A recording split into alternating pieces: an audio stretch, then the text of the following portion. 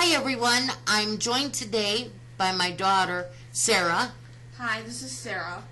And I'd like to thank one of my subs for a heads up on this new case of Munchausen by proxy out of Colorado.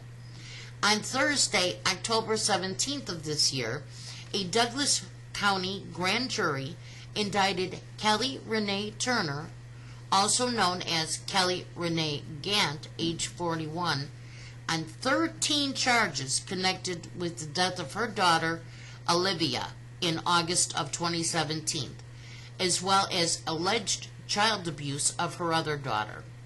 The charges include 2 counts of first-degree murder, child abuse, 3 counts of theft, 3 counts of charitable fraud, 2 counts of an attempt to influence a public servant, and 2 counts of second-degree forgery. Additionally, she is charged of defrauding Medicaid and charitable foundations which helped raise money and provide dream experiences to her daughter. She also used GoFundMe to raise money as well. She was arrested on Friday, October 18th, and is being held without bond in the Douglas County Jail. The abuse begins in 2011 when Olivia, who was just 13 months old, when Turner claimed that her daughter had developed an inoperable brain tumor, suffered from hydrocephalus, autism, epilepsy, and celiac disease.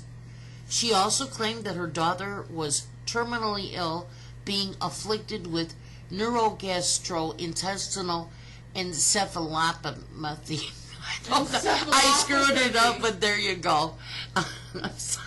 It's a really hard word. It is. She also has claimed that her other daughter was also battling cancer. While reading this, the doctors are saying they don't know if she had, what condition she had, if she had any. But they go on to, and they say that they had little evidence to back up many of the claims that the mother was making, right? Yeah. In fact, one doctor said that she had warned Turner to stop giving the youngster powerful anti-seizure medicine that had serious side effects. But who was writing the prescription? Exactly, the doctor was. Right. And if the child was not exhibiting, I would think that you'd have to give them tests. And if the tests were negative, why would you give a prescription for it? Exactly, but didn't she have counts of forgery? Was she forging their signatures? Well, prescription? That we don't know. That's possible, but still, where the doctors say, that she didn't. Here's another doctor that said she didn't exhibit any of the symptoms that Turner described most of the time, adding that the young child was very active, interactive, social, and fun to be around. Okay? Yeah, exactly. And what did you do for this? This was from 2011 to 2017. You mean to tell me that not one doctor could step up and protect this child? Not a single one of them did. They all failed her. Yeah, and isn't that terrible? The mother had a mental condition because they say this Munchausen by proxy is a mental condition. So if she is that sick, how do you leave a child in her care, right? Exactly. And it seems like they focus on, it's not so much focusing on how the doctors failed. See, because I believe the doctors failed and the agencies failed. If you're telling a mother not to use this anti-seizure medication because it has side effects, then you don't believe that that child is sick enough to have that. Exactly. And if this is a continual pattern, why are you not calling some agency, Child Protective Services? Mm-hmm. Right?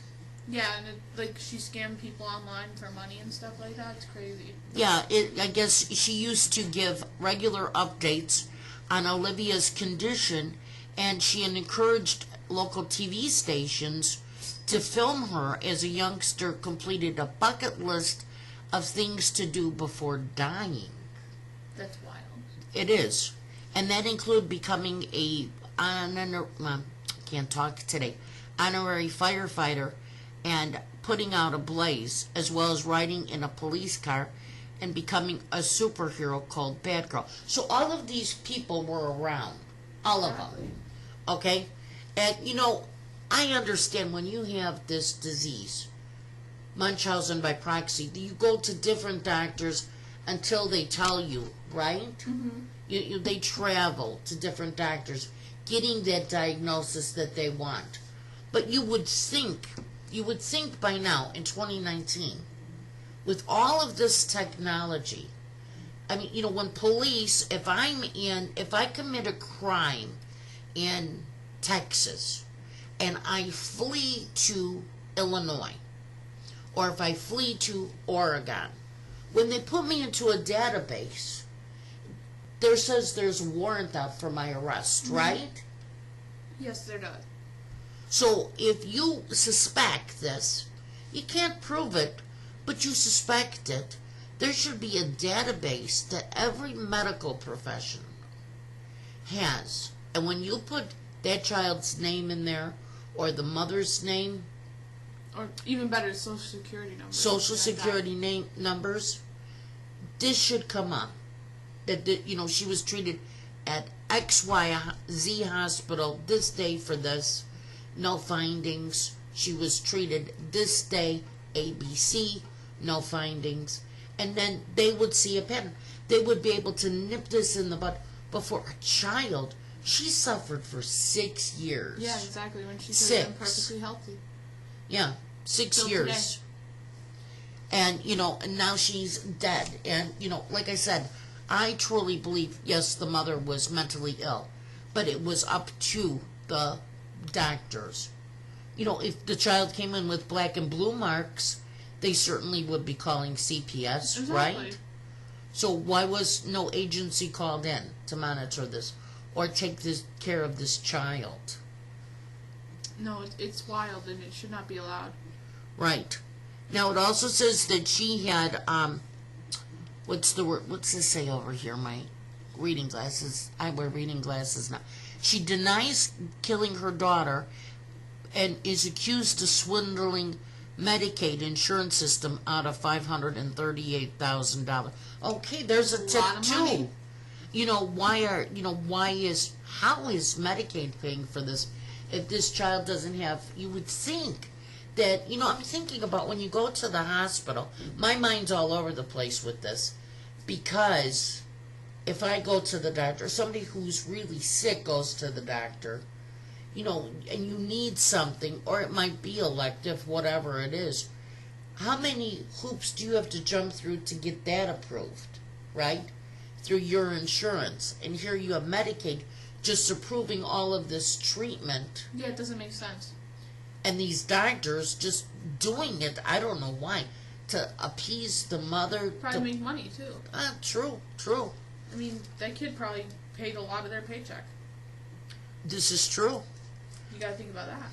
Then she allegedly defrauded a funeral home and cemetery who offered to bury Olivia, and she collected $22,000 in donations for the funeral home and cemetery. That's wild. But did not pay the funeral home. Exactly. And what did she do with the money? And I can understand the funeral home was doing a good PR move, humanitarian move. They probably thought she couldn't afford it, and as part of the community offered their services. But what did she do with the $22,000? Exactly. Right? Did she go on vacation? What did she do? I don't know. Apparently, her older daughter, I'm thinking this is after Olivia died. Mm-hmm. Her other daughter, she claimed, also was battling cancer. Isn't that convenient? Yeah, isn't that a little convenient there? And it was only then that the police began to investigate the true circumstances surrounding Olivia's death. How sad is that? Olivia, and they took the older daughter out, and she is perfectly healthy. Yeah, she's healthy today.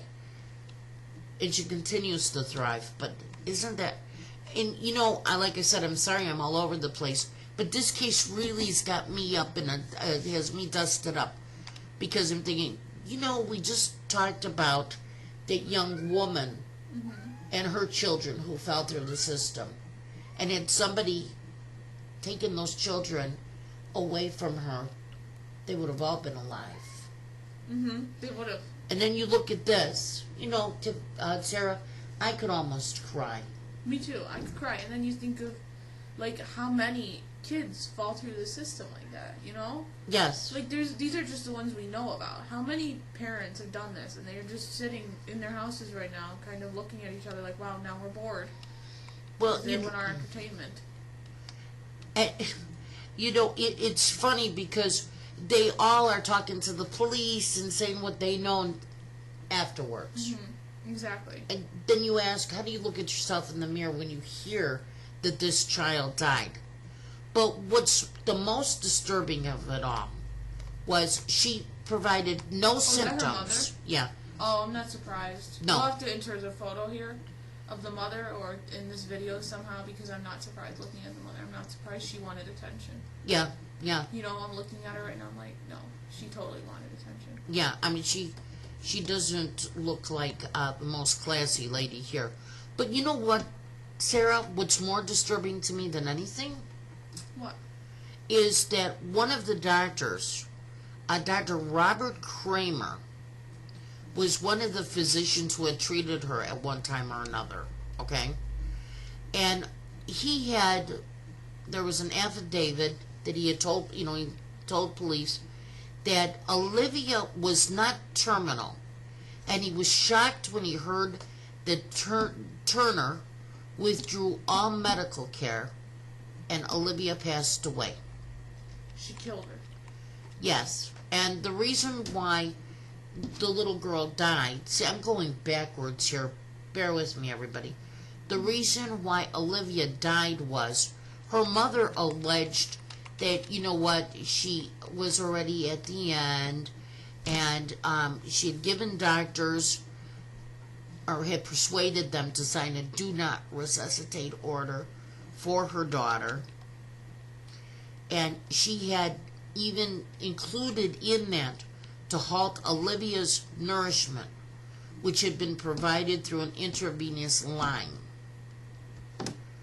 because she told doctors that Olivia's quality of life was so poor that it would be kinder to allow her to die. And the doctors just let that happen? They just found that perfectly fine. As a mother, this breaks my heart. It truly does. To do this, was she just throwing her away now? Exactly. Just let her die? Bored. And she was moving on to the older one. Exactly. I guess, Probably got all she could out of the little one.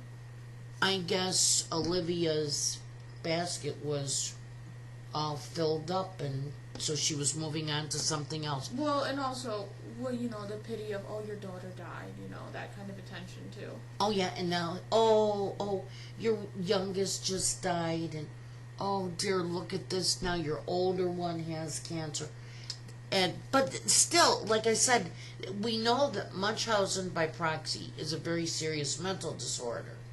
Exactly. So who's responsible for making sure it doesn't hurt kids? To make sure children like Olivia don't die. Exactly. And I would say it falls on the shoulders of the medical professionals. Exactly, because that's where they go. Because they go, and they should have, like the police, have a system of sorts to let police in California know that you're wanted in Florida. They should have a system that each hospital is tied to, and your suggestion was very good, with social security numbers. So they can't use different names. Right, and they weren't, because we know that she defrauded Medicaid. Exactly. So she would have to use her social security number, right? Exactly. And once they pulled that up, some doctor, some hospital would help prevent another child's death. But I have a question. Like, this girl was doing like Make-A-Wish things. Why didn't this one doctor that knew she wasn't a terminal patient? He didn't say anything. Right. Like, if your kid is not terminal, then why are you like have her going to be a firefighter and Disney World last day kind of thing? You bring up a very valid point. They were all there after she was deceased and buried, right? But when this was going on, they couldn't find their voice. Exactly. And here's another thing. What about the older daughter? Yeah. She was telling people that this girl had cancer. Now, we don't know much about her, but she was telling her that she had cancer, right? So the doctors didn't say, well, gee, this daughter doesn't have any symptoms either, and all the tests are negative. Well, I have a question. Here's the simplest thing, too. How did they... Because her main thing, when it first started, was it was a brain tumor. They didn't do a scan? Right? Now, like, you can see a brain tumor. Well, and not only that, your grandmother died from brain cancer. Exactly. When you have an inoperable brain tumor, you don't just walk around, you don't last as long as this young girl did. You have either radiation or chemotherapy, right? Exactly. And so, Sarah, let me ask you, where are all the test results? See, they're lucky I'm not like a prosecutor, because I would not only go after the mother, I would go after all the medical professionals. They were in it for the money. Well, they had to be. If she was on Medicaid, exactly, they were lining their pockets with money when she was defrauding Medicaid. Exactly. So they're not any less guilty. Right. So, like the news wants to focus on that she defrauded Medicaid. Well, no, she didn't. The doctors did. Because they're the ones that approved all those charges. Right. They're the ones that did those tests and such. Exactly. When the child did not have the symptoms even. Right? Yeah. I'd love to hear what other people think about this. Yes, I'd like... You know what? Why doesn't everybody weigh in and let us know what you think? I'm sorry it was kind of all over the place today, but...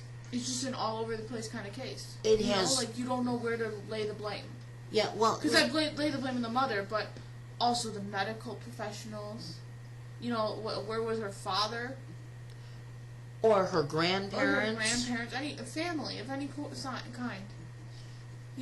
It's just you don't know where to lay the blame. So I don't know. I blame the mother and the medical professionals. Well, and I blame the medical professionals more so because the mother has a mental illness. This we know. She has a mental... We know that. That's a mental disease. Yeah. Okay? But where are the other people?